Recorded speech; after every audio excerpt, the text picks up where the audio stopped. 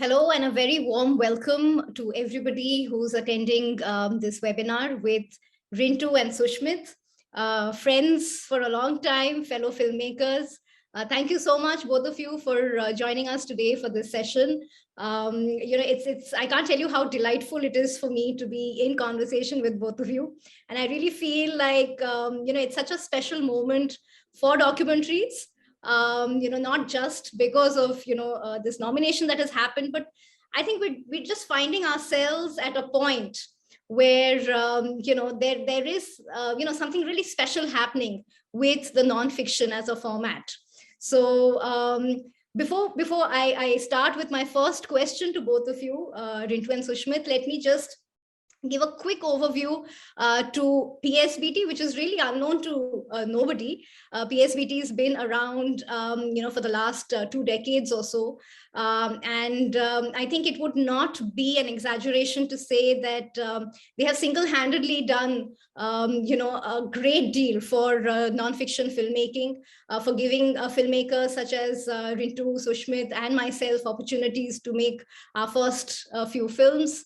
And I think what was really incredible and special about PSBT was that we were allowed to make the films we wanted to make. There was never any, any stress or any pressure on us to make a particular kind of film. And I think that really set all of us very free. The managing trustee of PSBT is Mr. Rajiv Mehrotra, who has been spearheading PSBT's work.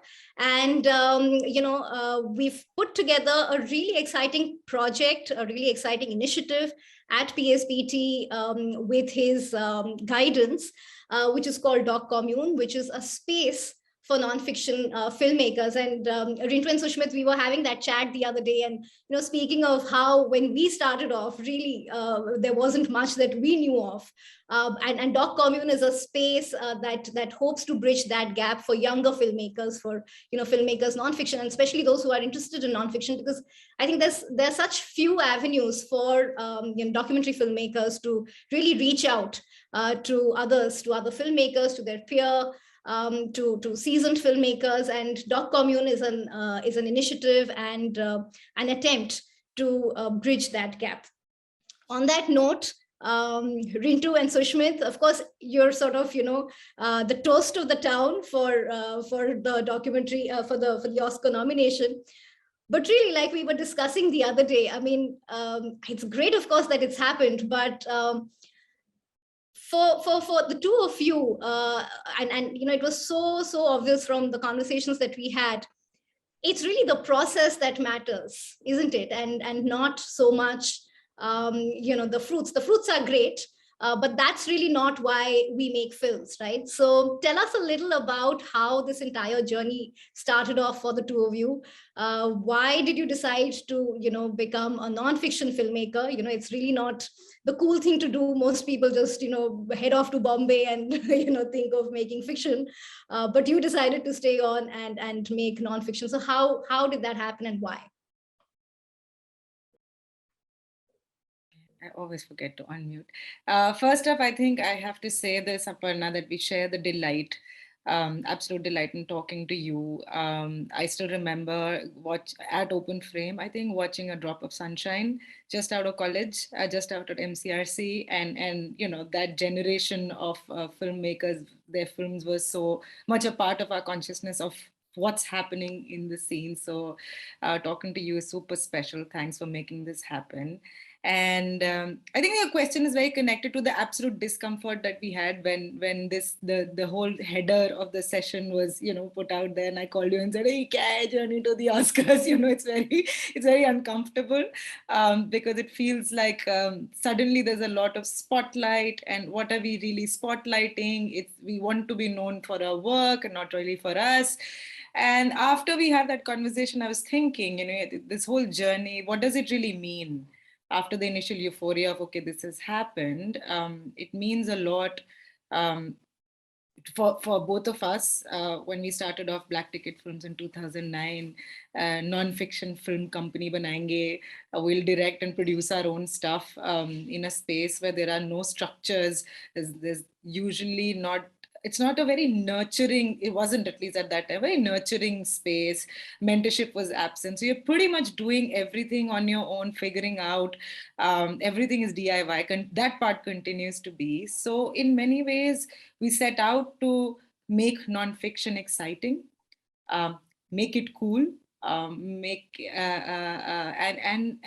create films that have a sense of purpose, that are meaningful, have characters who are beyond their immediate description of, their circumstances don't define them. It's their spirit that defines them. And in the past 13 years, that's really like the firepower, that is the passion.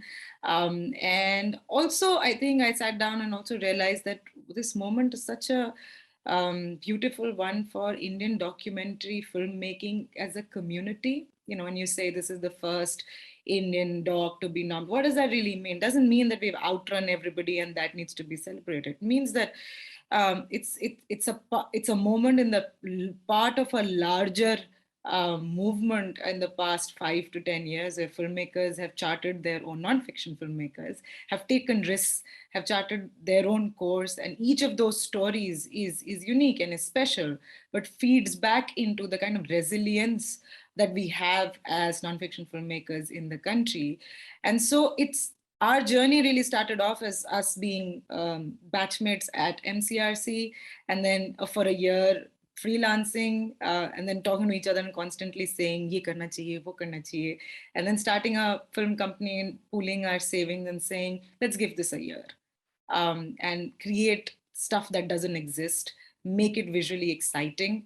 And if a bit of it is on the edge, that's fun. We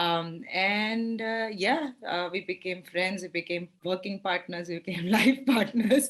I think we see a lot of each other now. But I think the journey to the Oscar actually began many years back. And in many ways, when one of us walks through that door, all of us do. And that's why this moment is special for me, really. What about you, Sushmit? What are your thoughts? इसके बाद मैं क्या बोलूं और No, I really think that, you know, after this nomination happened, so many people called in, and it's interesting how the common thread was that we are so proud and that we can expand our imagination of what can be. And I think this is sort of like a moment also for independent filmmakers from across the world, because I don't remember the last time a truly independent documentary was nominated for an Academy Award. You either need to have a big streamer or a big studio or a big producer or a combination of these things to be able to make the run, so to speak. And so now, you know, this is actually reframing that conversation around what are the possibilities and who can actually do it. And I think for us, it fundamentally always boiled down to, do you have a good film? And do you really believe in the story that you're telling? I think these are two threads that are intrinsic to actually being able to sort of push really from the depths of your life. Because if you don't believe, or if you're not really sort of charged or energized every day to be actually getting up and telling this story, then there's something that sort of like eventually will peter out in terms of your connection. It's sort of like being in a relationship, you know. Sometimes it's really exciting, but eventually it can phase out. So you really need to know that this is the story that you're going to pursue and invest in. And yeah, I mean, there's just so many things to sort of like, you know, break down and sort of, you know, talk about. So I think Rintu kind of summed it up in terms of how we started off, and our idea of what nonfiction could do in India, and built around this idea of how can you create new conversations even after a film is done and is in the festivals. Does a film only, is that the life of a documentary in India, that you hit the film festivals and that's it, it's done and it plays in a few schools and colleges? Or can you leverage a story to actually create significant impact?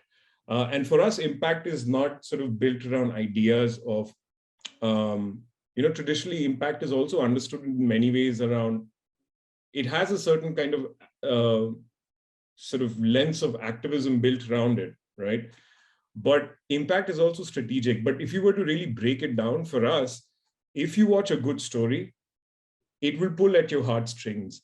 And that's the moment where you can capture the imagination of the viewer to translate that emotional tug into action. And what does that action then lead to? And that's something that we've always sort of like designed around the shots that we had done. And we were like, okay, when we do a feature, we'll scale it up. And so, yeah, so when Writing with Fire came along, it was just completely in sync with what we do at Black Ticket Films and what both of us as filmmakers also truly believe in. We have very different styles of filmmaking. Our interests in cinema are also very, very different. But I think what ties us in is this idea of really the power of nonfiction and what it can achieve. And so, yeah. Where you're ending your answer with is actually the perfect sort of segue into my next question, which was that, the first two films that sort of, again, made a splash, right? So there was Delhi. And if I could ask my colleagues to share the link for the film Delhi in the chat box. So, if any of those listening in want to watch, can do that. So with both Delhi and Timbuktu, which was, again, a big film, right? I mean, again, it won a national award, etc. When you watch those films, it's very clear that there is a certain aesthetic. So, could you talk a little about this aesthetic? So when you say that our ways of looking at film are different, or you wanted to bring in, like you said, some excitement in the way in which you told your stories, where were you coming from, and how did that reflect in your aesthetic choices while making films? I think we were both coming from very different places. I was coming from a place of not knowing what the hell a documentary was. I went into film school thinking this would be a great place to learn a lot of things, but I'd never watched a single doc in my life.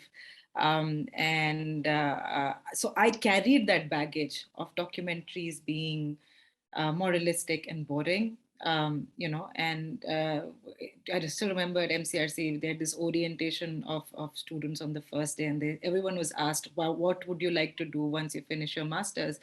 And a bunch of them said, I want to be a documentary filmmaker. And I still remember thinking, why would we want to do that? And I think I absolutely loved the opening of mind that happened there, the interactions that we had from students across the country from varied backgrounds, because I got exposed to different kinds of media, puppetry and sound. So you then start realizing there's a lot that you can do just with sound. And it's not like a little invisible layer in a film where everything is spoken or everything is music, sound design. So I think these discoveries opened my mind. And secondly, we made our master's thesis film, Flying Inside My Body, together with two of our other classmates. And that was phenomenal because I absolutely loved translating these ideas into visuals. The story of Sunil Gupta, who's a photographer, he's gay and HIV positive, and uses the nude form of his body to challenge stereotypes around the gaze, around the idea of guilt and shame with your body. That film did really well in the student documentary circle. But more importantly, it opened up conversations around sexuality in my own family. With my father, I'd never have these conversations, but after he watched the film at a screening, he's like, these people have the right to live too, and they have a right to be happy too. And I think that was the first time me and my father had a conversation about accepting and respecting differences, because I come from a fairly traditional family. And that's when in my head, I was just like, this is phenomenal. And I would like to do this. And I think so my own act of unlearning contributed to the kind of visual language I wanted to create.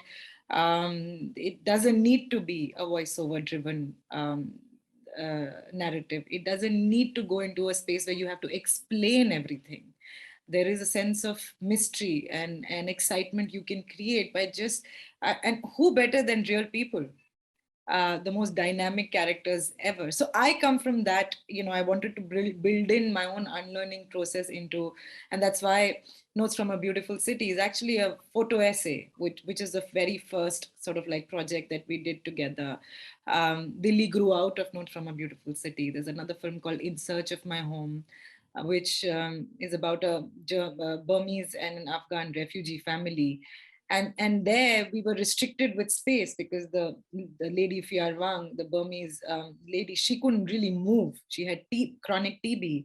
So it actually became stop motion photography and her narrative and music. So the form always evolved from how can I tell it differently? How does it really speak to me?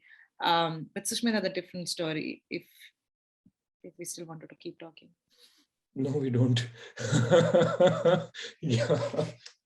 So in fact, how do you sort of deal with this, right? I mean, what is the dynamic at work? I'm curious because I mean, it's clear into that, you do a lot of the talking, but Sushmit has a lot to say as well, right? So how do you balance that out? I'm curious.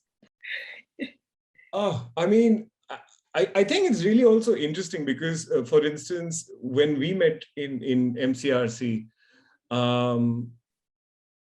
I came in with this, like, understanding of cinema, which came from my family. So, during the Durga Pujas, and I grew up in West Patil Nagar. So during the pujas, it would essentially be 7 days of in the park. Every night there would be at least 2 or 3 films playing back to back, like that. Yeah, and it stopped now, but that's where we were introduced to all these films in black and white playing out in big screen. And then my father was a massive film buff, so he would essentially rent all these tapes, and on weekends he would sit me down and we would watch, like, from Guns of Navarone to Where Eagles Dare, like all those films. And I had fallen in love with that kind of cinema, which was very expansive, glorious. And when I met Rintu, her love for cinema was designed around like 90s India pop culture. Like, she was talking about Govinda and like Salman Khan. And I was like, ye kaise cinema ho sakta hai? But it was amazing because it was through those conversations of like, it's 2 different kinds of worlds meeting. And I think that sort of worked really well for us because we were constantly bouncing off each other's energies. And I think that's also how our own aesthetics are so different. And yet I think there is a way in which you can complete each other as artists. So that's always helped. So our styles of directing are also very, very different.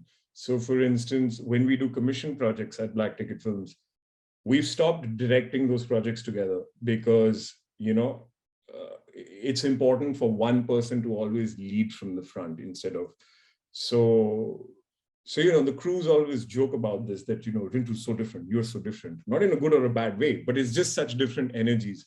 She likes, chalking everything down, like, to the T, like, everything has to be detailed notes. Like, she's like an ant, the details, like the devil lies in the details, right? For me, it's much more fluid. Like, for me, it's okay if I don't know what's going to happen in the next 3 hours, or if my character goes missing and my crew's waiting. I'm just like, okay, like, so, but I think, like, it's these very different ways of sort of like, working together that sort of like, help us complete each other. How we sort of are able to manage this at home, I don't know, is a mystery. But it's worked out so far. But as we've always joked, like, every independent film that we've done has been like a little baby that we've put out into the world. And we've sat back with great pride as these little children have done what they've had to do. And I think, as Rintu was saying, our story actually began at a time, this was before the DSLRs came in. This is when you had to hire cameras, work with DV tapes. Those tapes you had to go to a studio to ingest those tapes. It was a very cost-intensive process. You were working with softwares that you couldn't afford. So you were begging, borrowing, stealing, and teaching yourself how to do that. And I think Notes from a Beautiful City was also a response to the times that we were in then. This whole conversation that started around the Commonwealth Games of, ye shehar kiska hai? Who does the city belong to? Who is a citizen? And who owns public space? Can anyone own that? and we had no money. So we had like a DSLR, like a film camera. And I had just bought like that old Russian panoramic camera. It was a cheap one. So basically we went around the city, talked to a lot of people, recorded their voices, and essentially used those photographs and text and voiceover. And essentially when you watch this sort of like photographic exploration of what the city is, the photograph is never revealed. The panorama is never revealed. It's always squares that slowly open up to your frame, and then you see what the entire image is. And that's how the story essentially came about. And that's the style we went into making Delhi with, where there's no sit-down interview. You only hear the voices of all of these invisible citizens. And the film is located in sort of like 5 corners of the city, from Old Delhi to, you know, the metropolis, Gurgaon, the river, all of that happened. So I think, like, you know, as we sort of move from one story to the other, our approach to storytelling has also changed. Yeah. Absolutely, absolutely.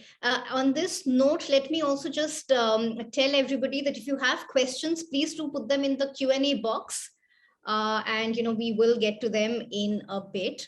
Rintu and Sushmit, if we could now start talking about Writing with Fire, tell us a little about your journey with this film. You began working on it more than 5 years ago, if I'm right? So how did this entire thing happen? I've heard interviews of yours talking about how you just came upon a little photo essay, I think it was, about them, and that sort of inspired you to look at them to begin with. So tell us a little about that journey. You start. Rintu's done this question so many times. She's just like, no, I mean, just if I were to condense this, like, yeah, we chanced upon this photo essay, and then we did not know about the work of Khabar Lahariya. Found out that here was a newspaper that had existed for 14 years in Bundelkhand, and our understanding of Bundelkhand was from cinema. We'd never physically been to that region. And Khabar Lahariya had an office in Delhi. We reached out to them, said we would like to sort of, just talk. And then we had a conversation with them, and then they pointed us to a book that we read. It was a thesis. I forget the name, something from the hinterland. It's beautiful. Do you remember the name, Rintu? I've forgotten the name now. It was sort of like an academic sort of understanding of Khabar Lahariya's work. It was brilliant. And it was just the material we needed to deeply understand what the history was, what the politics was, what their lens was. And the Delhi team told us, we are going to actually make a shift to digital. And that's when we were like, do you think we can just spend some time on the ground as you're making this shift just to understand what's going to happen? And we were like, yeah, sure, come. And that's how we landed up in Chitrakoot. And that's how we met all the journalists and the entire team, and Meera and Sunita and Shamkali, who were the 3 characters in the film. And then, it's just like organic. We just started sort of like following them and keep going back over a period of time. They sort of, also sort of were like, for them, okay, so there were shots that had been done on them, or like, they had been profiled there. And because these were journalists, print journalists who were shifting to the digital medium, in a sense, they had also become filmmakers, but their sort of like storytelling cycle was, you go into the field, you shoot your story, you file it, you send it basically over WhatsApp to the Delhi office. It's edited in 48 hours, and bang, it's on YouTube. So it was a 3-day news cycle or a 3-day story cycle. I think after the first month, they asked us, "Aapki kahani ho gayi? Hamare bare mein? Like, are you guys done?" And we just like, we haven't even begun. We haven't even scratched the surface. 6 months later, they were like, you must have like finished what you had to do. Like, we haven't even begun. And that's, I think, when they were like very inefficient filmmakers from Delhi. But there was a beautiful rhythm to sort of like, working with them as well. Journalists and filmmakers come from very different worlds, but somewhere there's also a crossover, because you're looking at the idea of truth and reality, and in a sense, bearing witness to the times, but your styles and the tools that you use are very different. And so that's exactly what we were doing with each other. And yeah, that's essentially how, you know, Writing with Fire began and continued for, we filmed for about 4 years and edited for about a year and a half. So when you first started following, these journalists, what is it that you had in mind? Did you know that, Writing with Fire was what was going to emerge? Or were you just sort of looking at it as an organic process, just going with the flow? What was your process? I think the point of entry was interesting. This cusp in time where they were just making that transition felt like the right time for us to enter the story.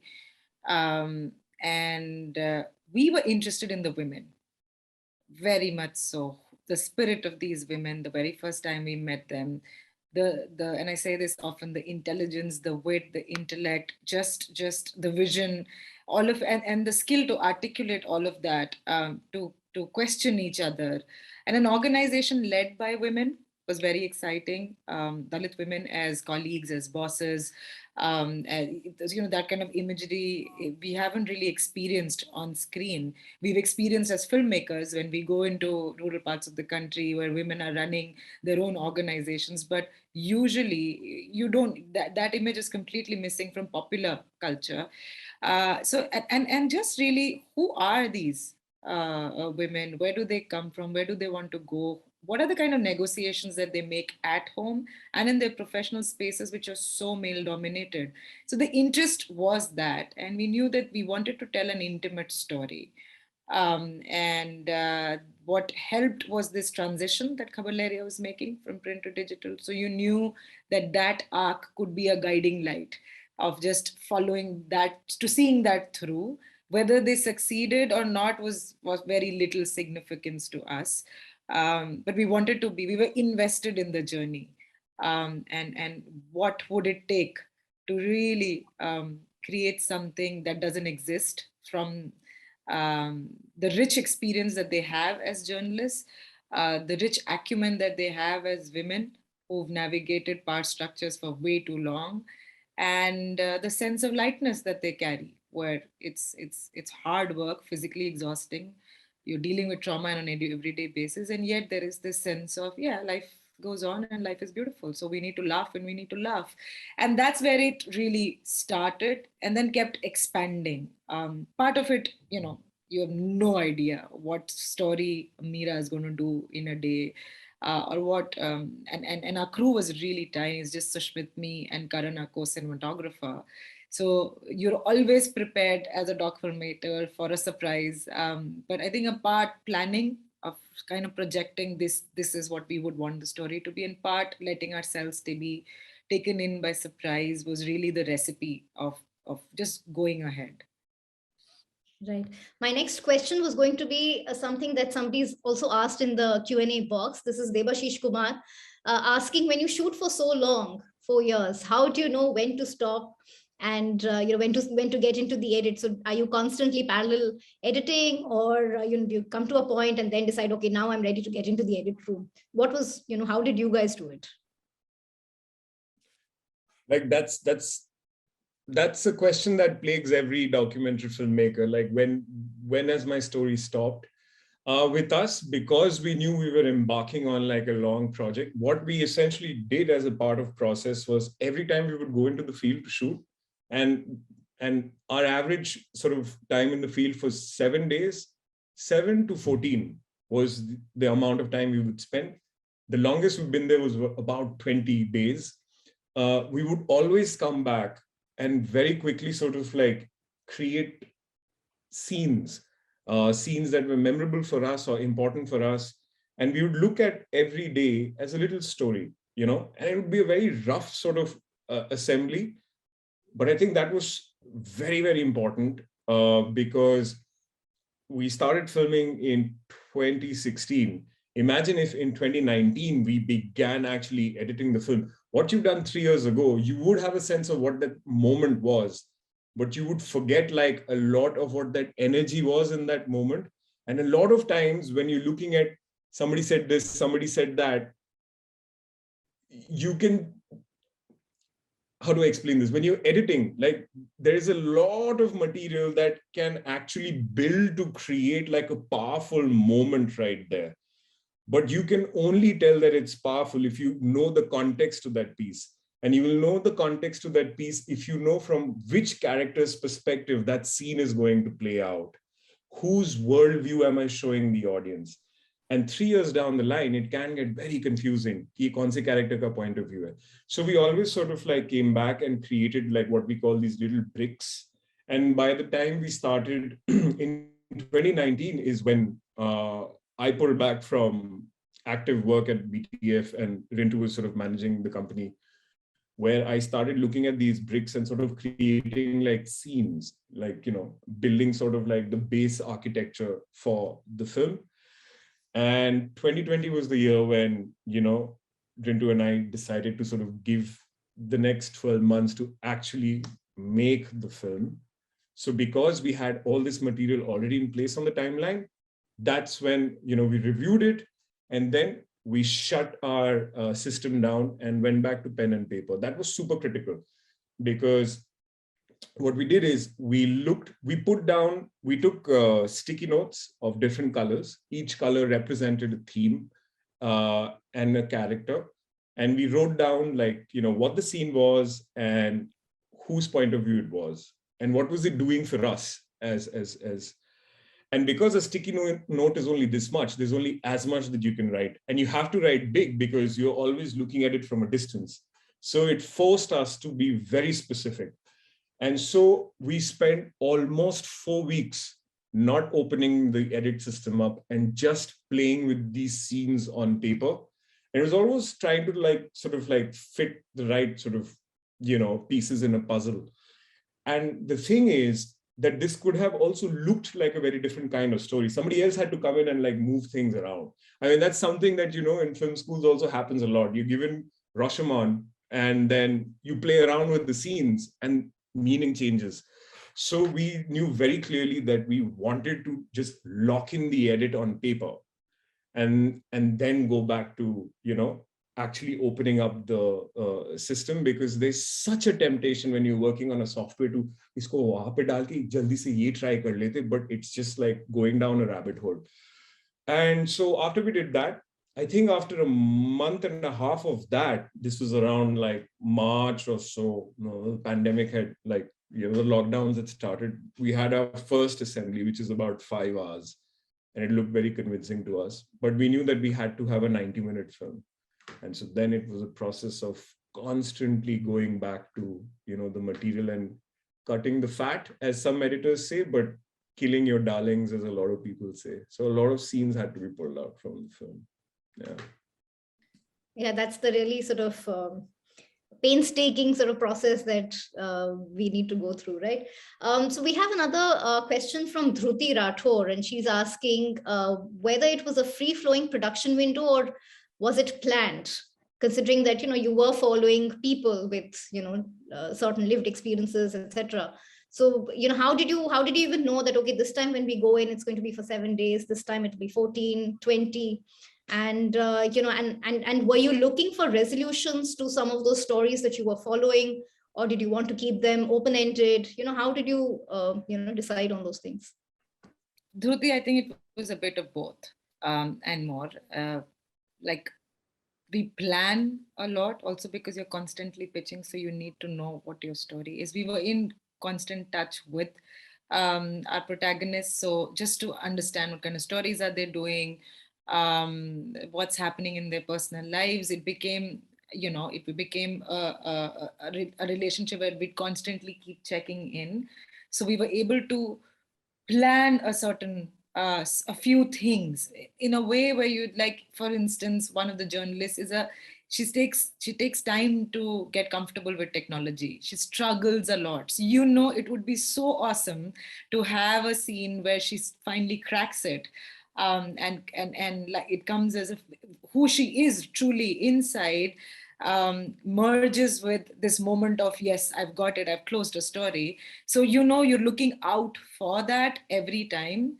And I really believe that as doc filmmakers, we have two eyes in front of us, which is the planning that we do and the kind of things that we think could happen. You can never make them happen.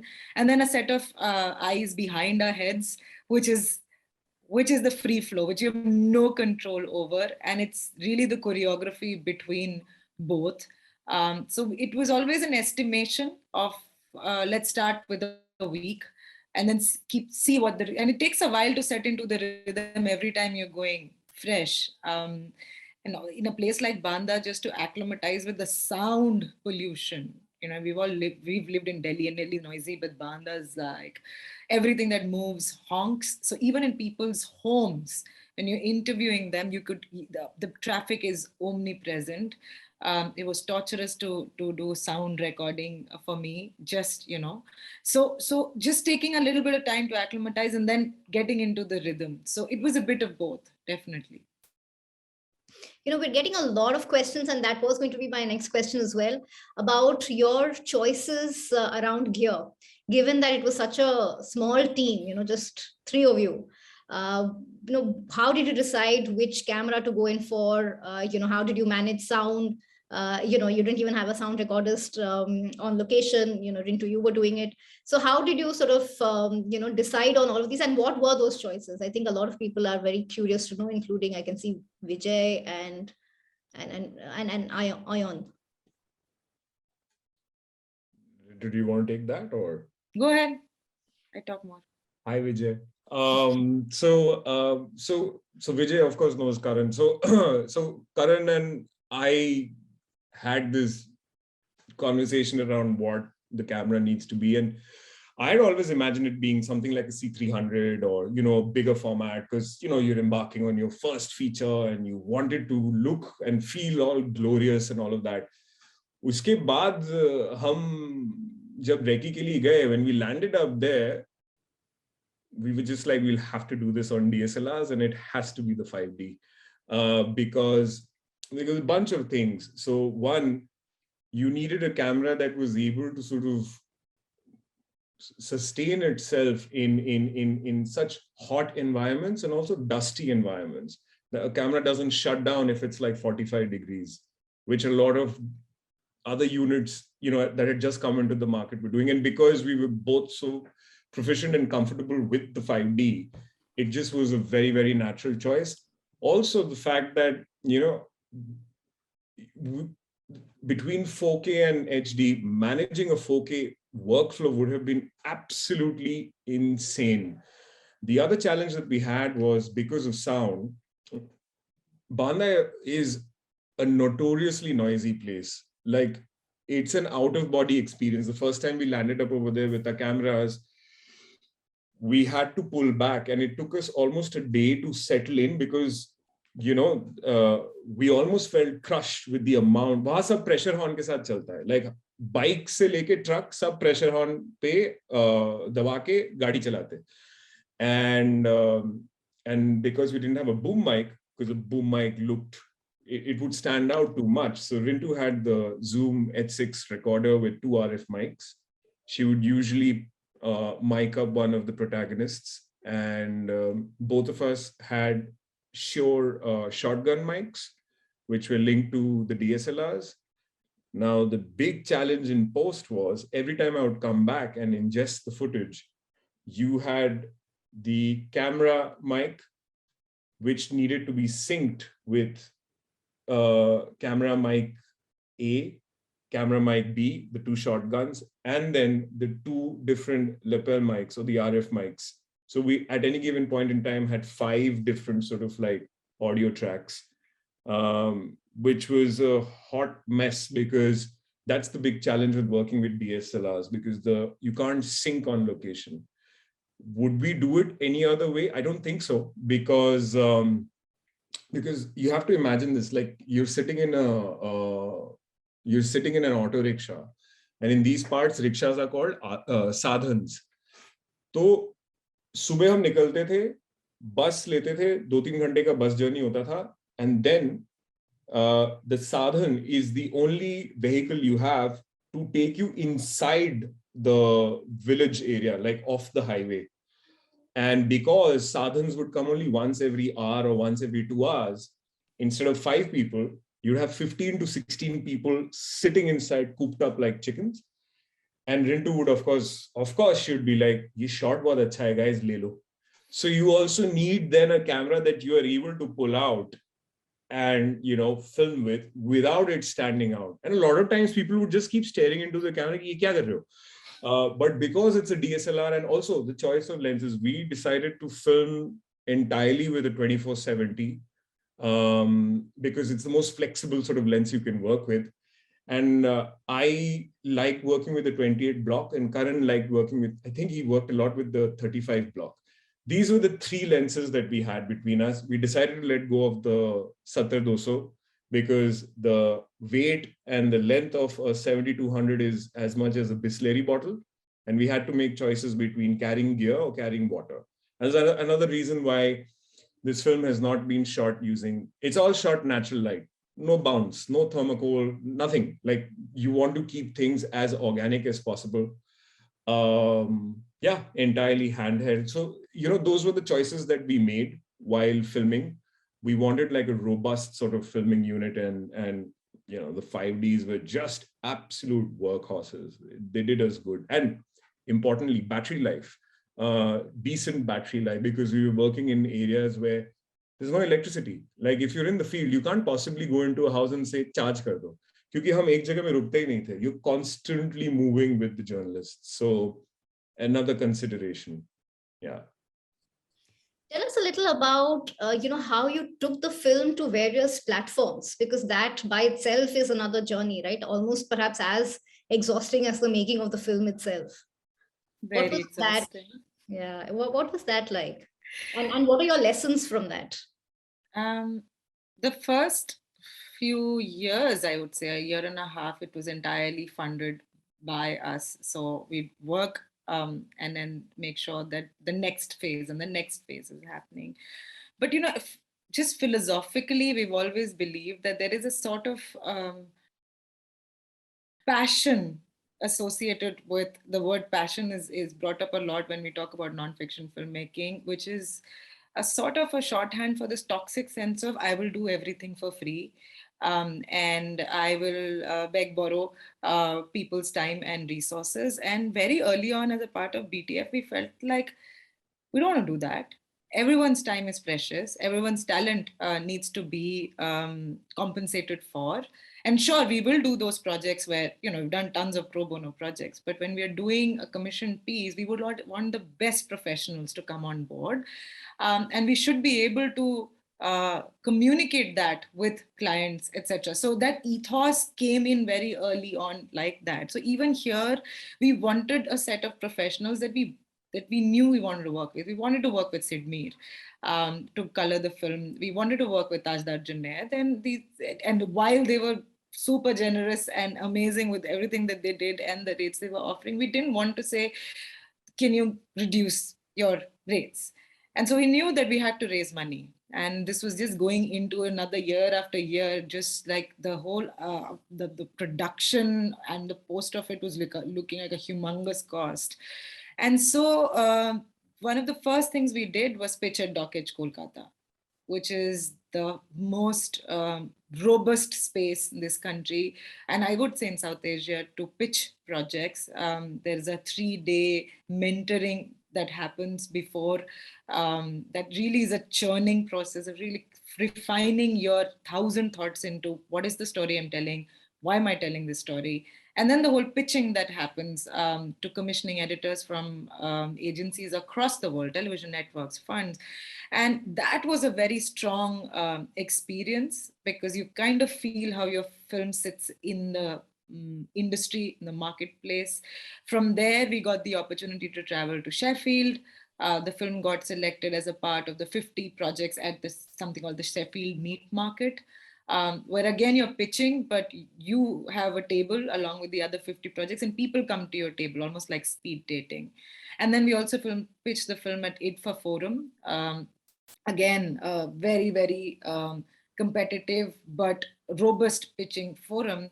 And what it does is, we understood very early on that money doesn't get, It's not as if you pitch and the person says, hey, great, I'm coming on board as a producer or co-producer, or I'll support this leg of the film. Doesn't happen. It's really the tip is that it's a process of building trust. When we are pitching, it's really the other person kind of figuring out, will these folks be able to pull this off? Do they have a vision? Do they have access? And how are they really imagining the story? So we went with that kind of understanding that nothing might happen. We might have to continue funding this thing on our own, but we'd always invest in that relationship, because you keep meeting the same people again and again. So you've advanced a little further, take meetings constantly, write proposals constantly. And that was a completely full-time exercise of its own, because you don't know if something's landing or not. The first few proposals were rejections. And there's so much of self-doubt that comes in, of, am I doing this right? Is this really something that's resonating with people?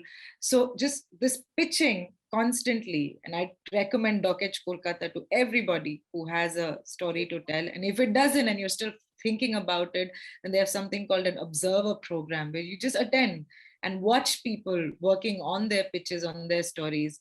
There's a lot to learn from that space. Yeah, I completely agree. In fact, Doc Commune somewhere, is constantly doing a little hat tip to Dokech, because I think it sort of really brought home the fact that, we can together work on making each other's films better. The kind of solidarity and, the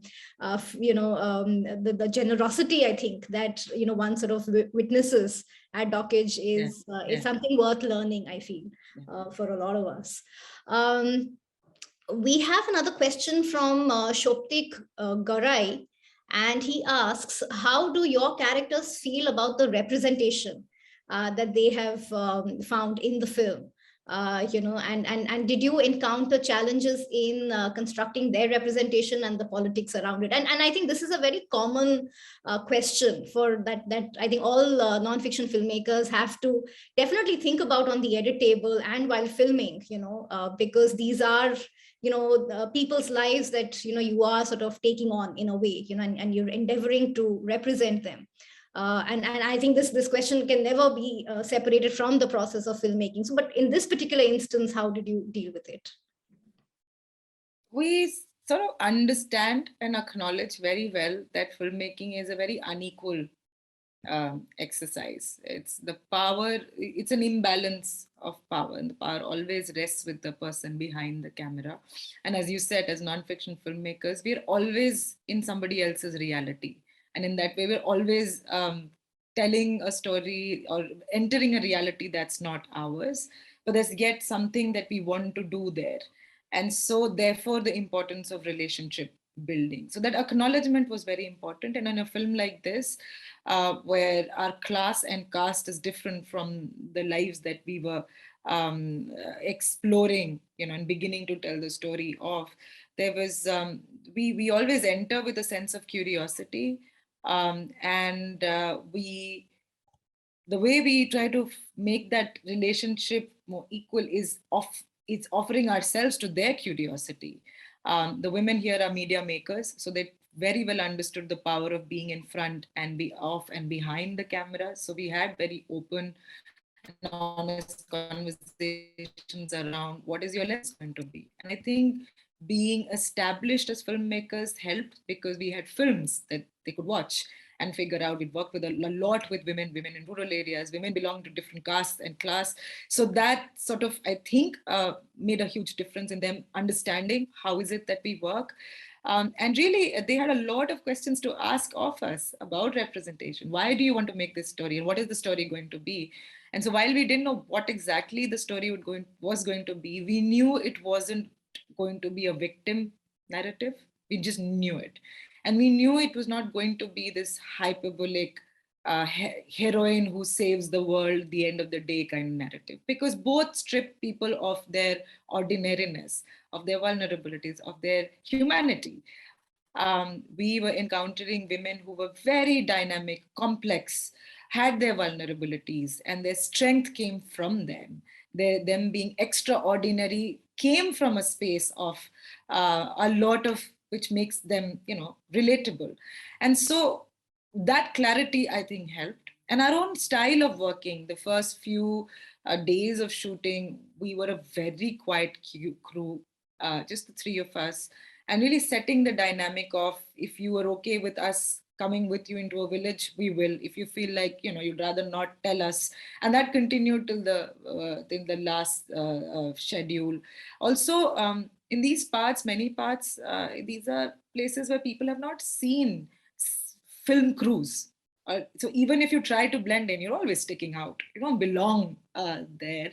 And we actually just owned that space, that we don't belong here. I'm not going to pretend that I belong to a rural part of you. I can't pull that off.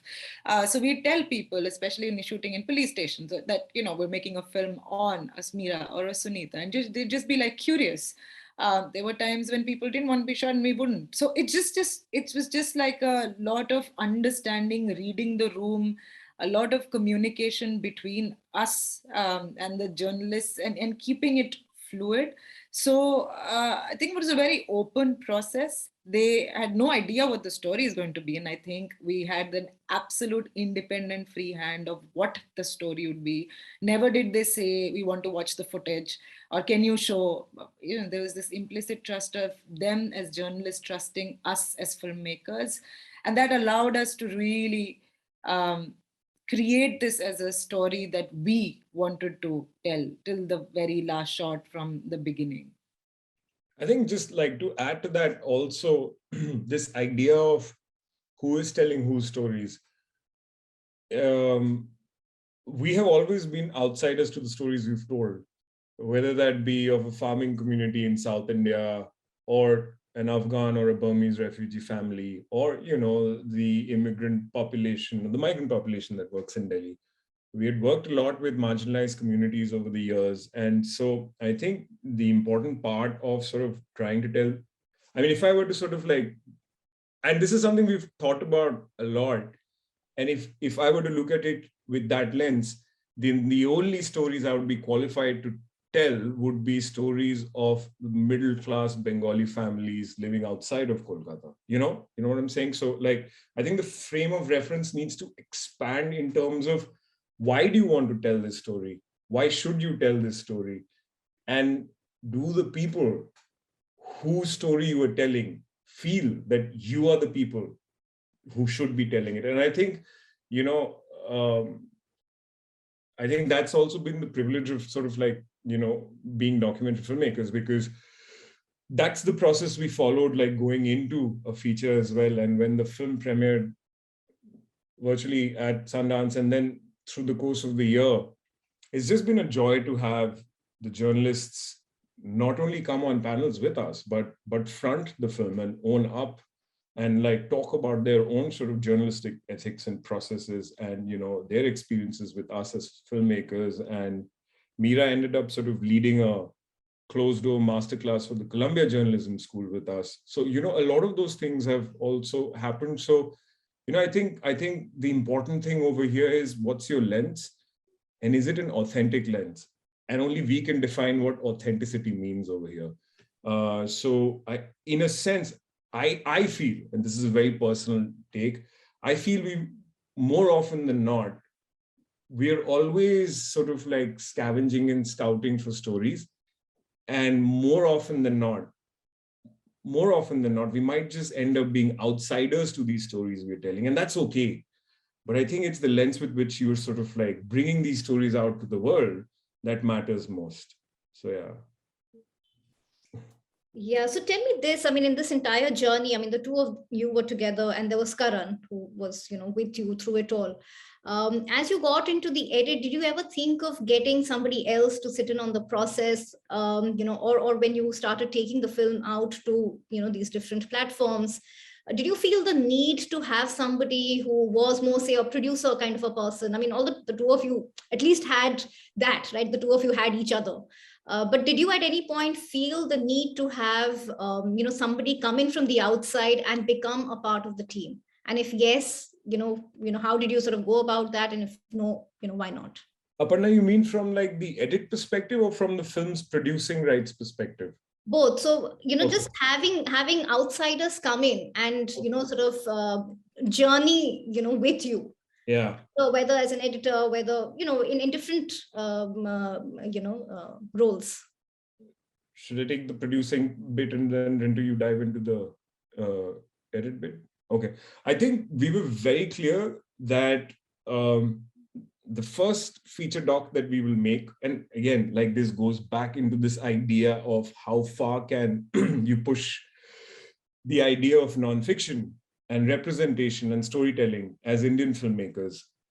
And we were very clear that it will always be Writing with Fire, brackets, India, because the name of the country always goes out in the festival pamphlets wherever it is playing. It's not going to be India/UK/US or India/this, that, because it was really important to challenge this sort of narrative of what Indian stories can look and feel like. And there is a certain kind of, story that the West expects to come out of India.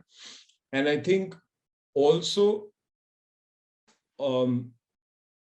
authorial control or sort of like, as an author of a piece, we wanted to have absolute control on the narrative. And so when you start to bring on board, and the most important role, and this is something people ask us, like, kya roles hote hain? The most important role, the person who owns a film, is the producer, the producing role.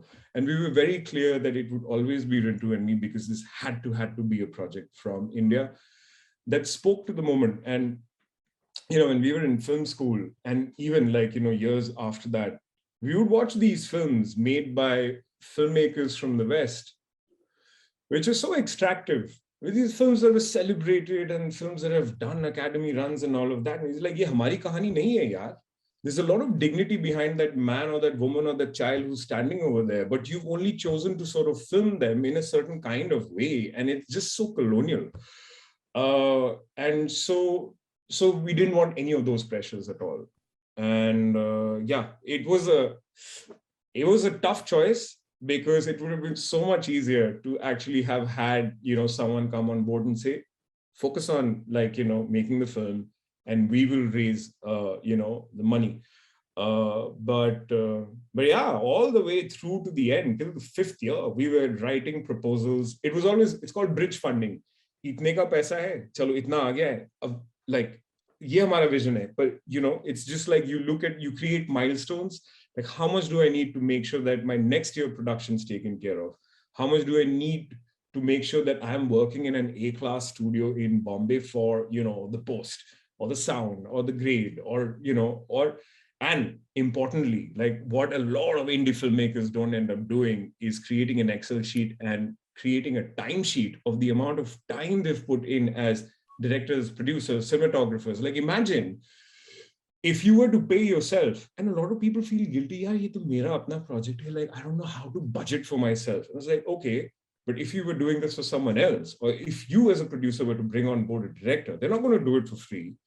So put those numbers in, and you will be shocked to see how the budget sort of inflates itself, especially if you're looking at a feature level doc. But yeah, we were very, very clear that that control had to be in our hand, and this had to be like a quintessential film coming out of India. The edit is, of course, yeah. We wanted somebody else to do the edit. We had done pretty much everything on it, and we felt like an external eye, and we cast a very, very wide net, but somehow didn't find that person. And it has nothing to do with the skill sets of editors here in the country or outside. It just, because it's such a deeply intersectional story, it had to be done delicately. It had to be like everything had to talk to each other. And somehow we felt like the way we were reading the footage and understanding, it wasn't really sinking in. So then one day we made the decision of, okay, cool, we'll do this. And as volatile it was going to be, we decided to do it. But at one point we felt like we'd done everything to have the story that but it was just like still a giant piece. And that's when we got Anne Fabini on board. She's a German editor. She's edited films like Our Fathers and Sons and just tons of films. We wanted it to be a woman editor.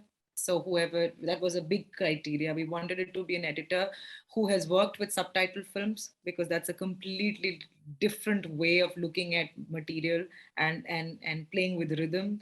And she herself had a personal connection to journalism. So it just felt like the right person. And she was very German in her way of working. So she really helped us see things. She had no context to cast or how complex this country is. Okay, an external eye, and yet, so she, when she looked at the material, she told us. We used to have these long conversations. So she wasn't editing the film; she was a consultant, editing what we was doing still. But we had to have these long conversations and go shot by shot and say, guys, why do you think that's important? And sometimes as filmmakers, you're like, because I walked 5 kilometers for that sunset, that is why it is important. And, it's not talking. And that's what she'd say. It's just not doing anything. Reconsider it, reconsider it. So that process was super, super, super important. And I think eventually it takes a village, always. And even though we had done these key roles, we built a whole tribe around us who totally believed in what the film is about, and through the pandemic truly became our soldiers, because that was really hard. Right. And we have another question, which is, which for you were your biggest lows in this journey? Did you have moments when you thought, okay, bus, enough, now we want to just pack up and, go back home?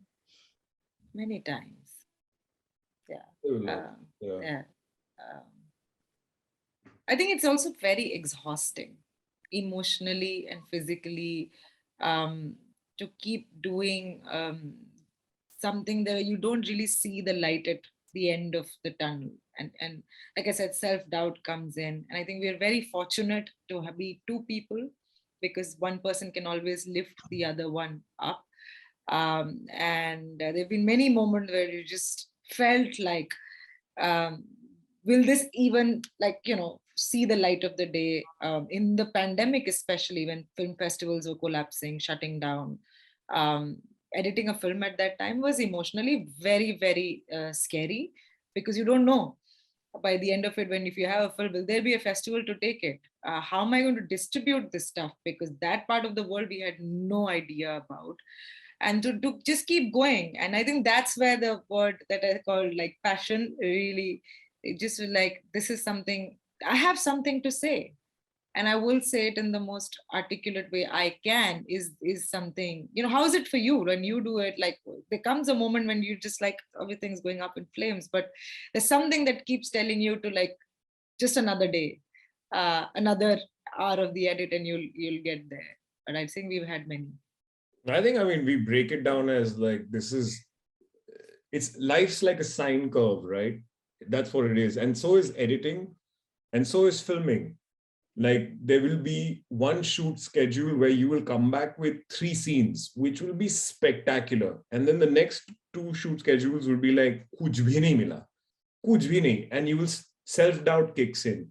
And there's no one, and documentary filmmaking is a lonely process. There's no one around, like, to actually like, and that's exactly what happens during an edit. And so, having edited our indie films like through the years, we knew the dips will come. And in a sense, you can actually sort of figure out when the dips are going to come. When you're first assembling, like, the excitement of putting together, like from the rough cut, you cutting pieces down, you're like, ye to nikal jayega. But uske baad, like, there will be, when you actually get into the granular bits of like, what is the story about? And when you look, anyways, but there's just so much more, because everything that you choose to leave on the timeline and everything that you choose to take out becomes a comment about, your own process as a filmmaker, but also about the story that you're trying to tell. And you're constantly dealing with self-doubt, like all the time. And the thing is, I mean, we've been making films since 2009, but like, I mean, for you as well, Aparna, I guess, like, we saw your films and we were in film school, but, it's just such an intrinsic and an important part of the filmmaking process. Because I think the moment that stops, you're in trouble. Like, yeah.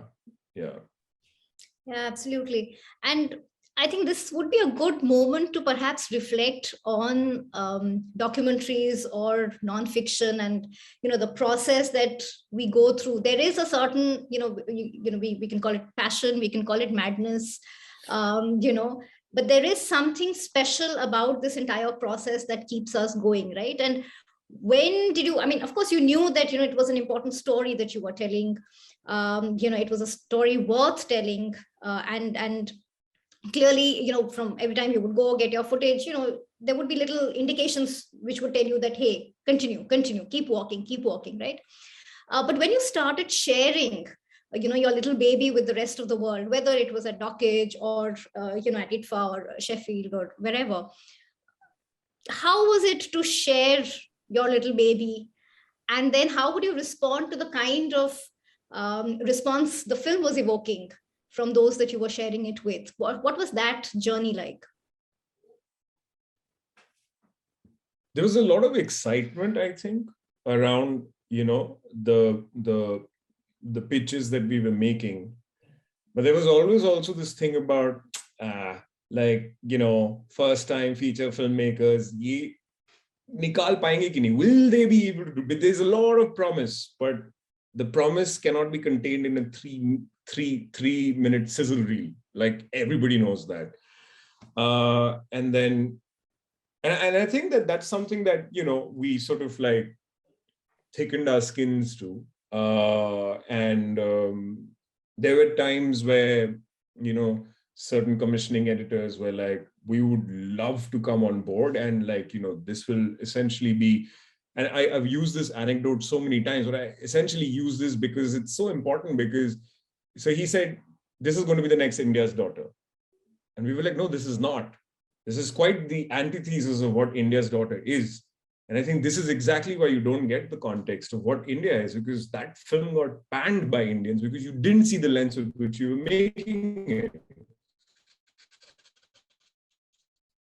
He is very confused. फिर एक कोई आके पूछता है कि यार तुम्हारे देश size ही है, like ये लो statistics, देखो तुम्हारे देश में कितने होते हैं, and he's like, oh, so you need to really reframe that conversation. But if you can do that in a manner which is graceful and dignified, and I think that that's something that sort of like this, when you're out there in these spaces, you are coming from, I'll just say it, you are coming from the global south. You are clearly an outsider to that industry and to that system. Clearly, if you're making your first film, irrespective of how many ever shots you've done, you will always be a first timer. And so that doubt reigned supreme all the way through. I think the biggest support and the champions around this essentially were the film funds, who've always supported independent filmmakers and artists. And I think when they started to rally around the film, that's when we began to go, okay, we will be able to push it out, because we didn't want this to become like a film that has like a journey in festivals and then dies out. We wanted to sort of go out ambitious and thinking big about it. So that's essentially what happened. I don't know, Rintu, am I missing something? That was it. But we were always asking. I think you're also looking at people who have a certain idea about India, and there's a lot of stereotype around how women from rural villages. There's already that set, and sometimes you're pitching to a system that you yourself critique, and that's a very careful thread to walk, because sure, I'm pitching to you, but and that amount or that support or that access to that fellowship or that lab is important, because I want to grow and I want to be, this is going to benefit my film. But at the same time, do I fashion my narrative that suits your palette? And I think we knew that we had to walk that carefully, and it would never be, we would not be able to fashion that palette. And it led to many conversations, many opportunities of slightly easier money we had to sort of walk away from, because eventually it would have forced us to make a film that was not ours. And that's hard. That's very, very hard, saying no, or asking questions about things we don't understand. Like a lot of it is language we just don't understand because we don't have the vocabulary for it. So just to go out there and be in a meeting and say, I don't get this, is hard because, you know, you don't want to come across as someone who doesn't know stuff. So a lot of, you know, learning and unlearning along the way. It's a system that exists, but it's not a perfect system. And the more people like us that show up and ask the right questions, I think there's an opportunity for them to also learn. I do want to say, though, that I think something that a lot of fellow sort of filmmakers in these labs or in these spaces would be like, why don't you ask her a question or him a question? And the her or a him would be an Academy nominated producer or a director. And we'd be like, they're like, I mean, you know, so how? And they're like, just ask. And so, you know, we started reaching out to these filmmakers who've now become friends, and just, you know, the generosity of spirit and heart to be able to just go, okay, this is what we did, but we did this like 15 years ago. Maybe things would be different now. But, you know, people just like were around to help. And I think anyone over here, if they're looking to, I mean, it's a completely new space now and that's the irony. Like, you know, you're one of the largest sort of like, you know, film producing countries in the world, and yet there is nothing to do with nonfiction in India, and the few sort of spaces that have all shrunk. So that knowledge and that industry doesn't exist here. Like, how do you, as an independent filmmaker in India, distribute your documentary? Wahan pe you have options with theatrical runs and streaming services and VOD and SVOD and TV. Nothing over here. And so, you know, people are actually waiting to be asked also in more ways than one. So I think that culture of fostering also really was amazing to see. And yeah. Absolutely. And I think what is also, and what we are seeing, you know, with this nomination also is how a lot of people are rallying around your film. You know, and really, you know, there seems to be the sense that, you know, it's a moment for all of us to celebrate. And I think that is exactly where the two of you are coming from as well. You know, this is, of course, a great moment for the two of you, but equally for, you know, the nonfiction ecosystem in this country, you know. And I think what it does for a lot of people is just open their eyes to possibilities. And you know, just opens up the imagination to things that can be. And you know, I think that's a great place for all of us to be in. We'll wrap up now, but any last comments, Rintu and Sushmit?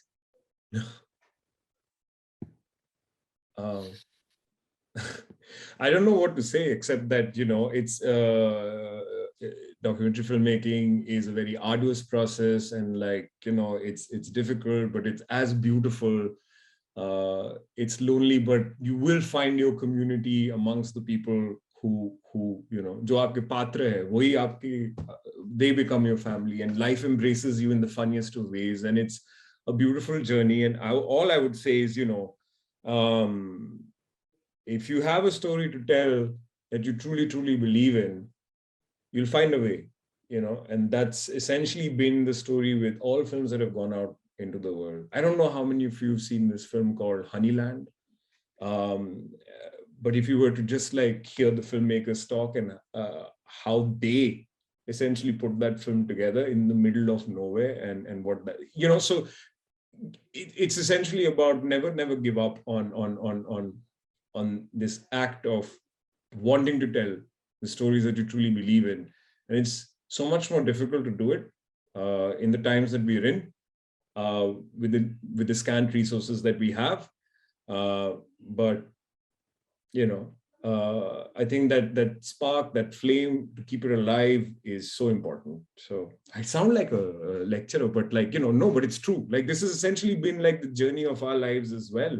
There will always be disappointments, there will always be dips, but somewhere, someone will open a door for you out of the blue. And you know, so it's like the sine curve. With every dip, there's a high. So yeah. much like life itself. Thank you so much, Rintu and Sushmit, for sharing your story of making this film and really of your filmmaking career as well.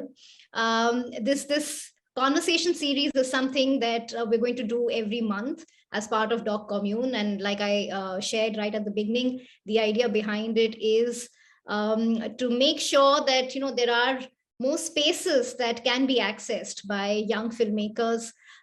You know, having been to Dockage, one understands how important it is to even listen to each other as peers, right? And that is something that we're really trying very hard to do with Doc Commune.